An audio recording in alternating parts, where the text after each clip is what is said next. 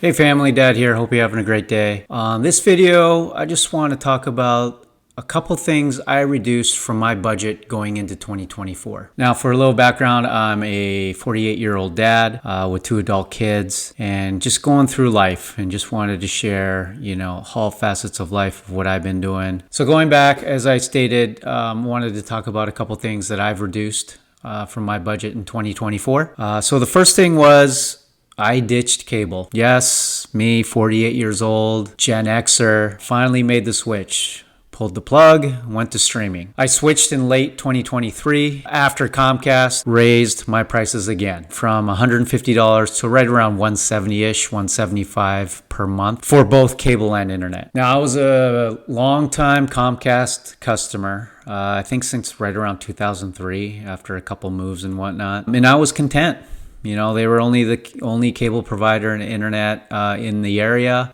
It was frustrating though. Every couple of years my bill went up and I had to negotiate for that to get it back down. Did that obviously for a long period of time, and then the last couple negotiations went nowhere. Comcast wouldn't budge. So after the last price increase, I started shopping around. I asked friends on what they do for cable and internet. So after a few conversations, I made the switch to Sling. Did that. They had a promotion for 5 months back in late 2023. I think it added up to roughly $55 a month. It was great, until January 2024. And the exact situation was when I was watching the college football final between Michigan and the University of Washington.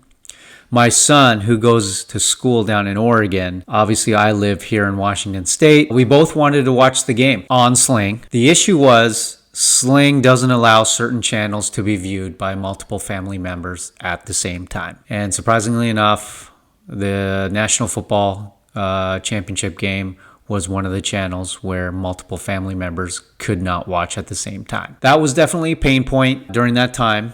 And so I started to search again, and this time try to find out, what streaming services would allow multiple family members to watch the same TV show or same program at the same time. So I came across YouTube TV, signed up for 3 months. They had a 3-month promotion going on back in January. And YouTube states that up to 3 family members can watch the same channel at the same time. And it was spot on, as 3 of us watched the Super Bowl at the same time. So for now, YouTube TV for me is a keeper. Number 2, I switched internet from Comcast to T-Mobile. So again, same issue as with cable. Comcast, who was my internet provider, kept raising rates on me. Every couple of years. And again, I had to negotiate. But the last couple of price increases, they wouldn't budge on negotiating. And so, like I said, I shopped around, talked to a few friends, and I found T-Mobile. T-Mobile was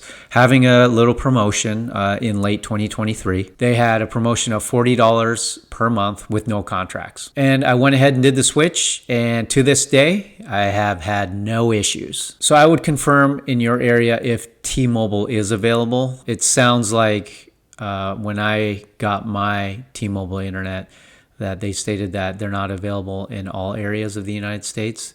So I would just double check on their website. So as I stated, I was with Comcast for the longest time. I was paying roughly about $170, $175 a month with the new price increase. With YouTube TV, after, once the promotion ends, I'm paying roughly about $80 per month, which includes taxes for the channels. And then with T-Mobile, the internet, after taxes, I'm paying roughly about $44 a month. So in total, I would pay roughly $124 per month for YouTube TV and T-Mobile internet. And that would be roughly $50 per month savings versus Comcast. So roughly with YouTube TV and T-Mobile, I'm paying roughly about $50 cheaper than Comcast, which comes out to obviously an annual savings of about $600 per year. And the last thing I've done to reduce kind of my spending in 2024 was no alcohol in 2024. So on previous videos, I've shared, I stopped drinking alcohol in July of 2023, and I will continue to roll it over into 2024. We're in February right now, and I still haven't touched alcohol since July, and I don't miss it. I wasn't a huge drinker.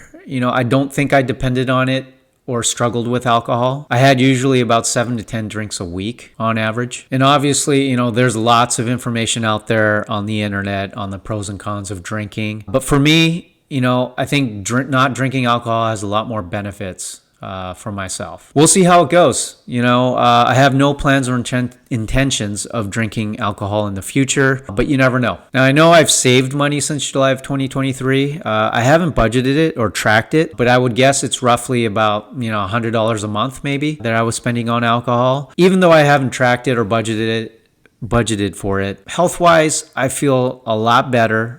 I sleep better. I'm more alert. I'm more active with other activities I'm doing and interests. And, no more lazy Sundays, due to a hangover. So I'll keep you updated on any other budget items I've reduced throughout 2024 as we kind of go along into the year. That's all I got.